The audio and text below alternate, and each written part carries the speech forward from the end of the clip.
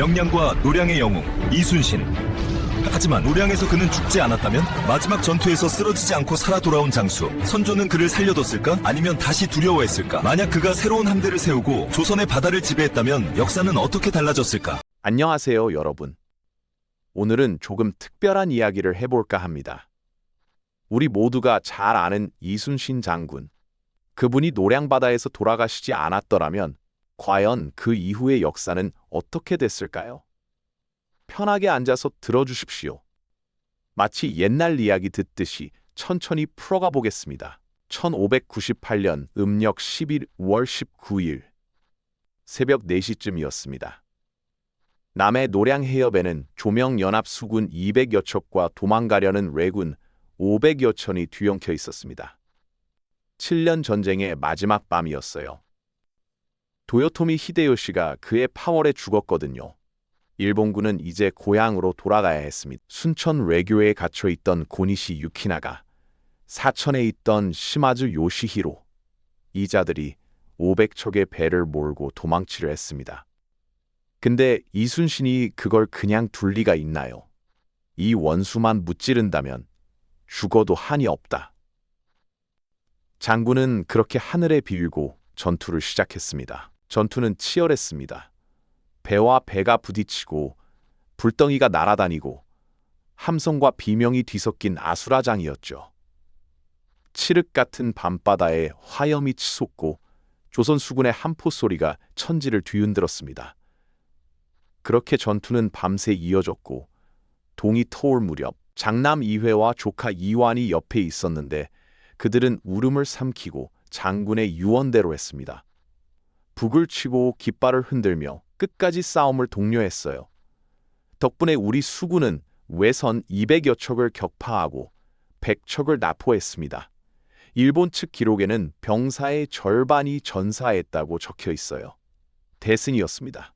7년 전쟁의 마지막을 승리로 장식한 겁니다. 하지만 우리는 이 전투를 노량대첩이라고 부르지 않습니다.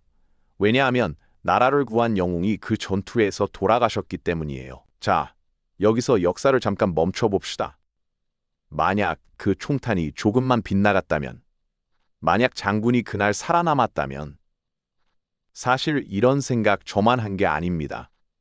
조선 후기 학자들도 현대 역사학자들도 이 질문을 던졌어요. 이순신이 살았더라면, 이제부터는 상상의 나래를 펼쳐보겠습니다. 물론 역사에 만약은 없다고들 하지만 그래도 한번 생각해보는 건 재미있잖아요. 자, 이순신 장군이 노량에서 살아 돌아왔습니다.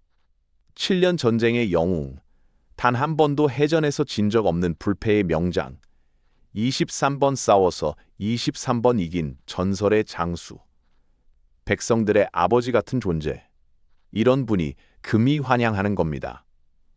상상만 해도 가슴이 벅차지 않습니까? 근데 여러분, 여기서 문제가 생깁니다. 당시 임금이 누구였는지 기억나시죠? 바로 선조입니다. 선조, 이분이 어떤 분이었는지 한번 짚어볼게요. 1592년 4월, 임진왜란이 터졌습니다. 부산진과 동래성이 하루 만에 함락됐어요. 일본군은 파죽지세로 북상했고 불과 20일 만에 한양이 위험해졌습니다. 그때 선조가 어떻게 했는지 아세요? 백성을 버리고 도망갔습니다. 한양에서 개성으로, 개성에서 평양으로, 평양에서 의주까지, 심지어 명나라로 넘어가려고까지 했어요. 그 와중에 백성들은 어떻게 됐을까요? 경복궁, 창경궁이 불탔습니다. 근데 이게 일본군이 지른 불이 아니에요. 분노한 백성들이 지른 불이었습니다. 임금이 우리를 버렸다는 분노 때문이었죠. 자, 이런 상황에서 이순신은 뭘 하고 있었나요? 남해안에서 연전연승하고 있었습니다. 옥포에서 이기고, 당포에서 이기고, 한산도에서 대첩을 거두고, 부산포까지 쳐들어갔어요. 백성들 입장에서 생각해 보세요. 도망간 임금과 싸워서 이기는 장수. 누가 더 믿음직스러웠겠습니까? 실제로 내륙에 있던 백성들까지 전라도 해안가로 몰려갔다고 합니다. 이순신이 있는 곳이 안전하다고 생각했으니까요. 선조가 이걸 어떻게 받아들였겠습니까? 선조는 이순신을 두려워했습니다. 이건 제 추측이 아니에요. 실제 기록이 그렇습니다.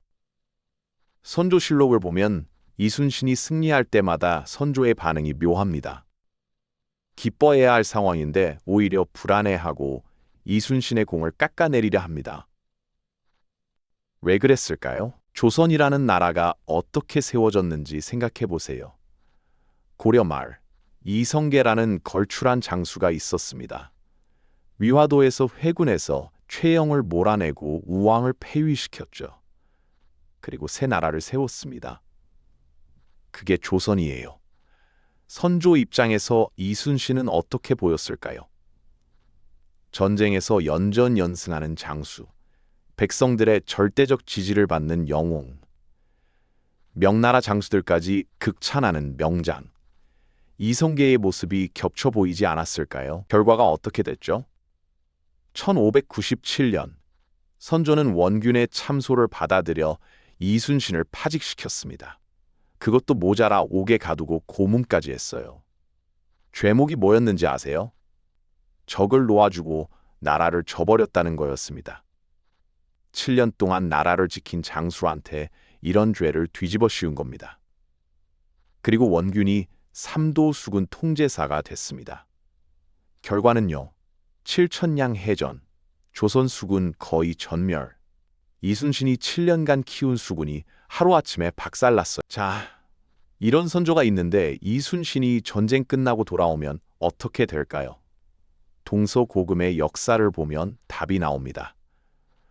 토사구페이라는 말 아시죠? 토끼 사냥이 끝나면 사냥개를 삶아 먹는다는 뜻입니다. 전쟁에서 큰 공을 세운 장수가 평화가 오면 오히려 위험해지는 경우가 많았어요. 왜냐하면 권력자 입장에서 보면 전쟁 영웅은 잠재적 위협이거든요. 한나라 유방 밑에서 초나라를 무찌른 한신, 국사무쌍, 나라에 둘도 없는 인재라고 불린 천재 장군이었습니다. 천하통일에 가장 큰 공을 세웠어요. 결과가 어땠는지 아세요? 모반죄로 처형당했습니다. 우리나라는 어땠을까요? 더 가까운 예가 있습니다. 바로 김덕령 장군이에요. 김덕령.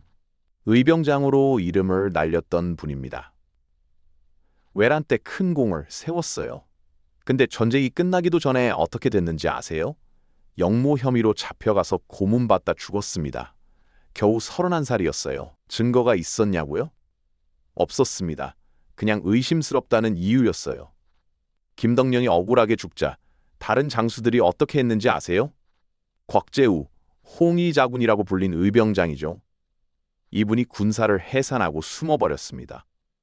왜요? 다음은 자기 차례라고 생각했으니까요. 권율. 행주 대첩의 영웅 권율 장군 아시죠? 이분이 그 이후로 하루가 멀다 하고 한양에 장계를 올렸습니다. 저는 충성스러운 신하입니다. 절대 딴 마음 없습니다 하면서요. 조선의 대장군들이 조정의 칼이 자기한테 올까봐 벌벌 떨었던 겁니다.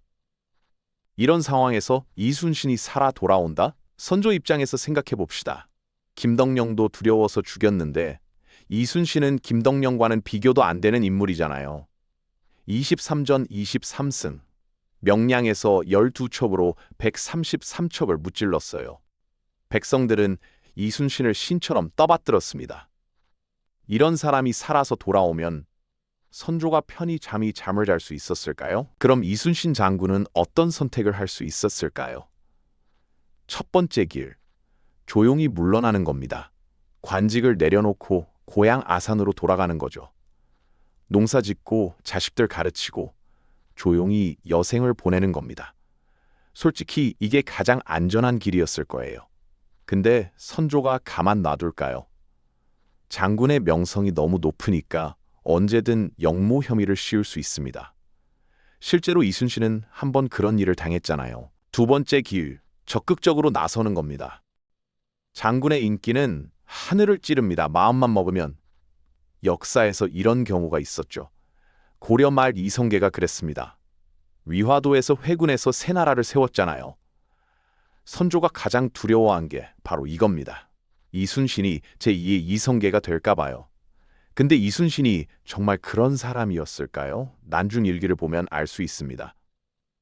장군의 일기에는 나라 걱정, 백성 걱정, 어머니 걱정, 아들 걱정이 가득해요. 자기 영달에 대하면 찾아보기 어렵습니다. 장수된 자의 의리는 충을 좇아야 하고 충은 백성을 향해야 한다. 이게 장군의 철학이었어요. 이순신 장군은 정치적 야심이 있는 분이 아니었습니다. 세 번째 길, 그 사이 어딘가에서 버티는 겁니다. 관직에 남아있되 눈에 띄지 않게.